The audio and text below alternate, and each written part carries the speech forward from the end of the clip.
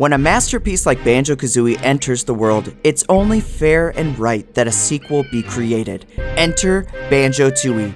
Banjo Tooie took the world of Kazooie and expanded it to a whole island's worth of content, with new items, new characters, and of course, new mysteries and tons of small things my brain locks onto and way overthinks. Maybe there are some answers out there. This is the Mysteries of Banjo Tooie.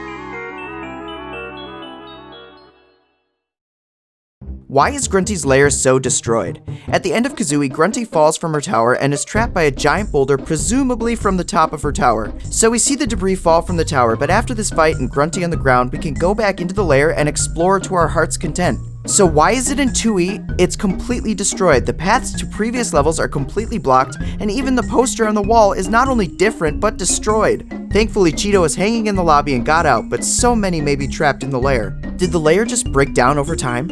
I mean, it seems a little extreme to have these cave-ins. I blame Klungo for what happened. He probably went back and sealed it off so no one would go mess with Grunty's stuff further. King Jingaling's pet. First off, King Jingaling, who we meet right at the beginning of the game, has a pet that to eagle-eyed Kazooie fans looks very familiar. Going back to Kazooie, we meet the snake charmer Ruby, and next to him, his pet, who is named Toots. The resemblance is uncanny. The question is this the same character or just the same species? If that's the case, what species could it be? We don't see any other creatures that look exactly the same. Perhaps Toots made his way from Gobi's Valley into the palace of King Jingaling, and he is one of a kind. Where did Brentilda and Tooty go? We meet Grunty's kind sister who tells us super interesting facts about her in Kazooie. In Tooie, we go on to meet her two other sisters, Mingella and Blabelda. So the Winkybunion family tree extends to 4 sisters, but none of them seem to care about Brentilda or even mention her. She must be completely disowned by her family, and that's so sad.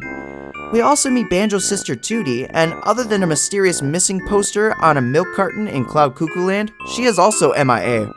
It's revealed later by Rare that they were both arrested by the rubbish video game character police. They're behind bars, which is why she never shows up in Nuts and Bolts either. The Gruntilda Winkybunion Empire.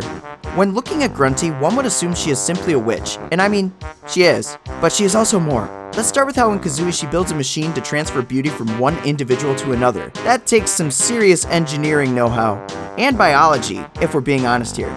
Follow that up, she has an import-export shipyard with a large cargo ship. We got those brief glimpses in Kazooie, and Tooie elaborates even further. She has a thriving industrial factory, seems like she makes a lot of robots and machinery.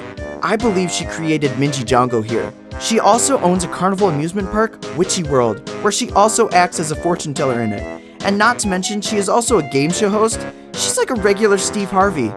She certainly has a lot of hats aside from being an evil hag.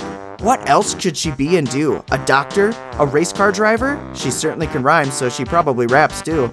Sky's the limit, it seems. Is Canary Mary an actual bird? I can't be the only one who thinks this. I mean, look at her. She looks like Miss Fowl from Jimmy Neutron in a cheap Big Bird costume. Her mouth is totally separate from her beak. She appears to have hands with her wings. It looks like she's wearing a dress. And not to mention, she is really tall.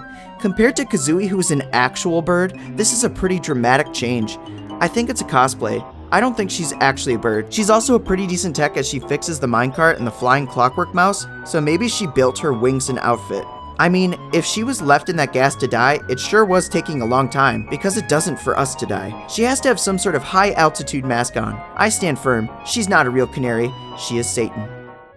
Why does Bob need so much energy? Seriously, Grunty needs to restore her body from its skeleton state.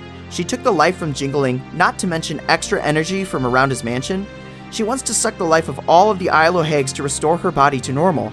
That seems pretty extreme. I get the whole mad at Banjo and Jinjo things, but why everyone on the island? I mean, at one point she was living in her lair, we assume peacefully. And also, does the entire island need to be drained to restore her body? In the end, we send the energy to Jingaling, restoring him, and also restoring Bottles, who never had his energy drained at all. So where did that extra energy come from? If it can just charge, why even bother stealing the life force? Just let it cook. The cult of the Jiggies? Now, I love Jiggies as much as the next guy, but is there some sort of cult going on here? Jiggywiggy is the leader and guards the sacred crystal Jiggy in the center of this temple that has the power to unlock worlds. It could have further greater power than that, but opening worlds seems to be its primary function, even in other games. It seems Master Jiggywiggy has one disciple who guards the temple. Since both of their arms appear to be a normal peachish human skin tone, I don't think this is how they originally looked. I'm wondering if magic was involved in transforming their heads into Jiggies, which is why there are only 2 in this cult. It's a big undertaking to make that decision and permanently transform yourself. Perhaps more abilities are given to those who do this than we think. I, for one, want them to explore this cult more in future games. Maybe there's more to this crystal Jiggy as well. How big is Stomponadon? In Terrydactyland, we meet all kind of manner of dinosaurs ranging from small to giant, but one dino stands above them all, literally. In my theory video about Banjo's backpack, which you should totally watch by the way, I'll put the link up in the top corner, I work out Banjo through the power of math and science to be roughly 3 feet tall. Doing some basic measuring with Banjo being 3 feet, you can see Stomponadon's claw is roughly 6 feet tall and 4.5 feet wide. Using a T-Rex as a baseline, its claws are roughly 9 inches and it maxed out at about 40 feet in size, so the claw is roughly 2% of its total length. So if the claw is about 6 feet and that's 2%, this thing is roughly 300 feet. I'm not a mathematician, so feel free to correct the math, but dang, he would be the largest creature in the Ilohags for sure. What happens to Glowbos?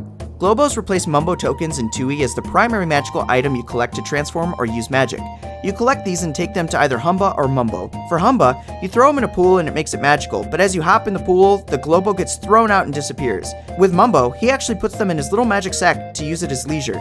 These poor little innocent creatures, are we leading them to their doom? Or do they just walk away? And now, the final mystery. Where is Banjo Threeie? You can't tease us in the end and not deliver. Nuts and Bolts doesn't count. It's a spin-off, and I don't care what people say. It's a fundamentally different game. You can go watch my review on it. I didn't mind it, but it's still not Threeie. Well, that's all I have for you. Please drop a like and subscribe because I have more content coming. As always, thanks for watching. Until next time, have a good one. Jiggylookback!